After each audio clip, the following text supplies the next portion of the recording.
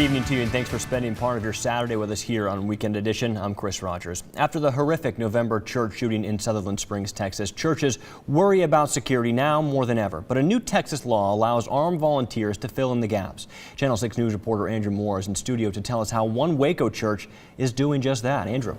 Chris, the Greater Waco Baptist Church has paid to train its own security team for several years now, but thanks to a new Texas law, building that team is getting a whole lot easier, and members who have always wanted to help protect the church are now getting their chance.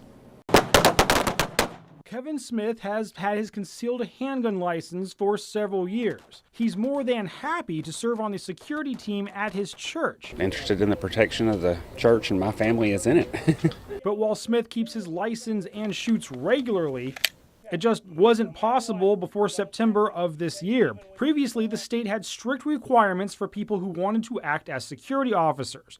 A person had to take 60 hours of class time, get a mental health evaluation, and pay several $1,000s in fees. It's a price Waco Baptist had already gladly paid for their team. Unfortunately, what happened in Sutherland Springs a few weeks ago, we just felt like it wasn't worth it to not have the availability to defend ourselves. But early this year, the Texas legislature made a law change that allowed church volunteers to serve as security without jumping through all those hoops. Play by the rules and defend and protect ourselves. CHL trainer Johnny Price, who already taught classes at the church, says it only makes sense. These are the guys the church doesn't need to be afraid of. These are the guys in the church that should say, hey, you know, y'all did it right.